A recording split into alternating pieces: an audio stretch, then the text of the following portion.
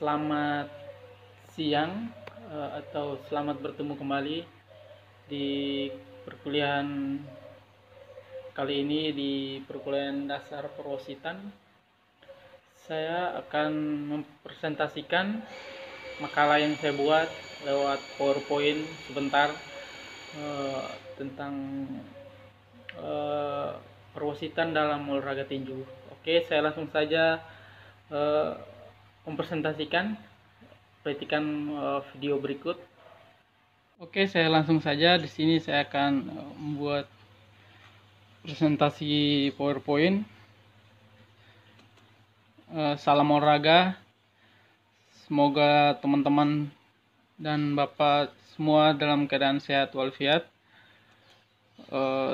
Sebelumnya saya berterima kasih atas kesempatan yang diberikan kepada saya. Di sini saya akan membuat makalah presentasi tentang makalah saya, yaitu peraturan dan perwasitan cabang olahraga tinju. Sebelumnya, perkenalkan, nama saya Crispinus Mariano Wonda, NIM 2019 410044. Oke, yang pertama saya akan membahas tentang sejarah tinju dulu. Sejarah tinju ada dipopulerkan di Romawi, Yunani, dan Mesir. Namun beberapa mengatakan bahwa tinju merupakan pertarungan pertama melawan Abel dan catatan pertandingan tinju di kitab Mahabharata. Ya, kita mungkin udah pernah tidak asing lagi dengan yang namanya kitab atau cerita ini. Saya langsung saja. Selain itu, pada tahun 1619 sebelum Masehi di Pulau Kreta di Laut Tengah, penduduk setempat akrab dengan olahraga tinju. Selain itu, di Tiongkok olahraga tinju dikenal pada 1600 sebelum Masehi.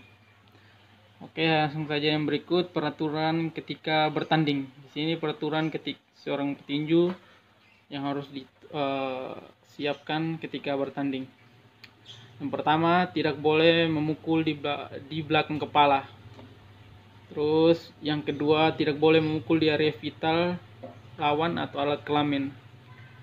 Terus yang ketiga, tidak boleh mengucapkan kata-kata obsesif atau mengolok-olok lawan. Terus yang keempat, tidak boleh memukul lawan jika lawan sudah tak berdaya atau menyerah.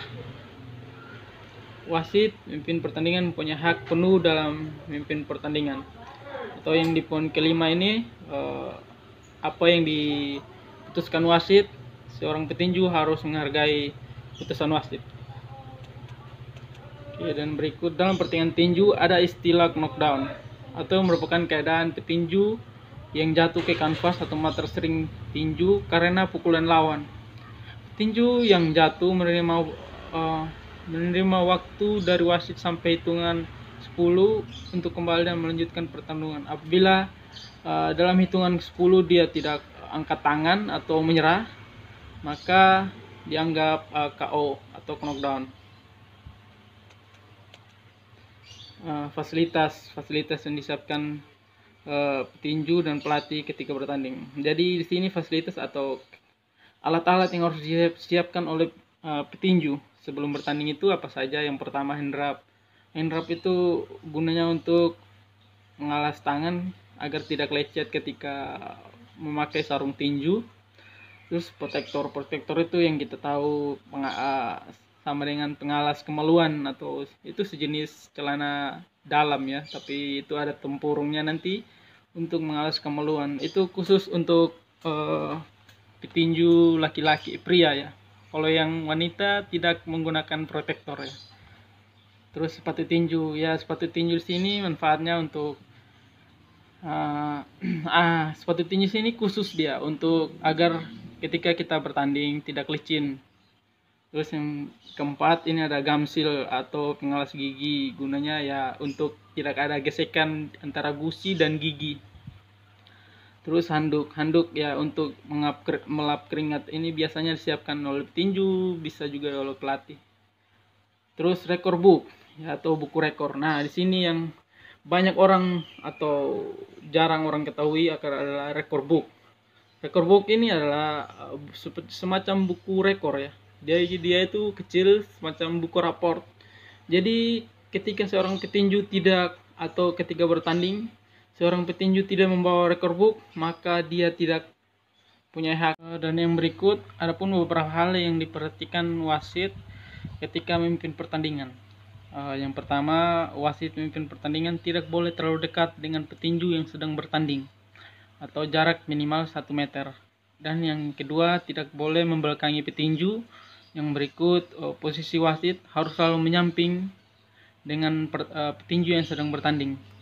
Terus yang berikut ada beberapa aba-aba stop jika pertandingan berhenti, aba-aba break jika petinju saling rangkul, time jika wasit akan menghentikan pertandingan dan atau untuk memberhentikan waktu sementara, dan aba-aba box jika pertandingan dimulai. Wasit harus lebih tegas dalam memimpin pertandingan. Wasit dan hakim harus lebih sportif dalam memimpin pertandingan.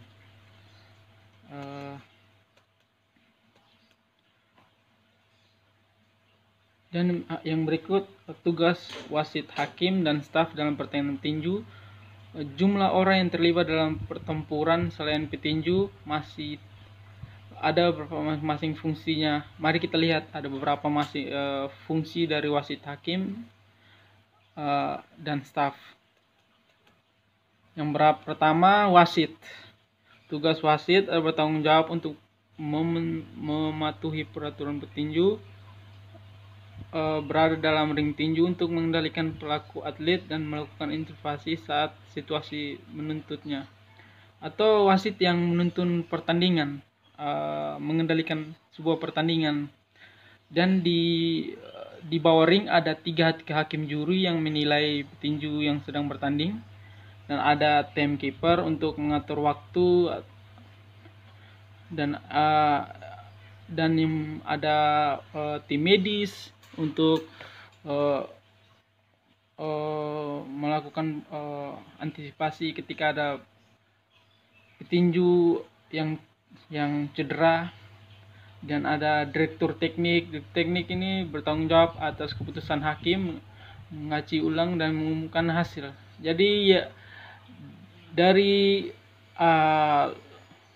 hasil yang dinilai oleh hakim itu diserahkan ke teknik, direktur teknik. Jadi direktur teknik yang akan memutuskan tinju sudut mana yang menang, antara sudut biru atau sudut merah. Terus lokator, dia bertanggung jawab untuk membuat pengumuman. Jadi setelah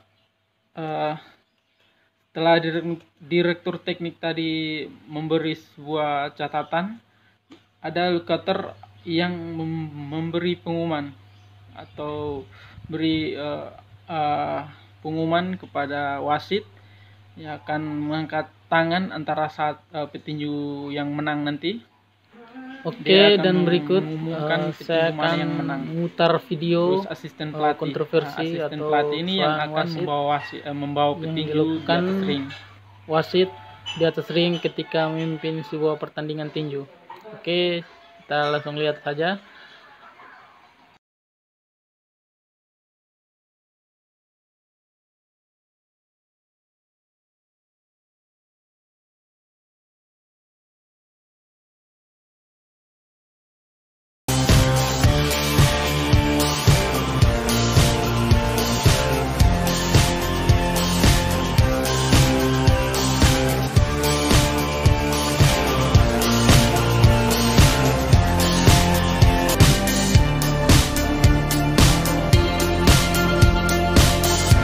Ya, jadi di sini saya akan menunjukkan kesalahan wasit ketika memimpin sebuah pertandingan, yaitu terlalu dekat dengan petinju. Ya, seperti ini contohnya.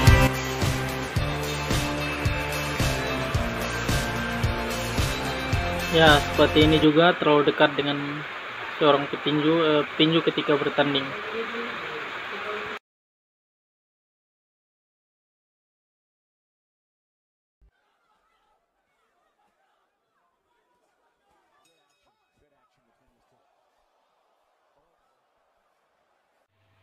Mungkin hanya itu saja video yang saya bisa mempresentasikan.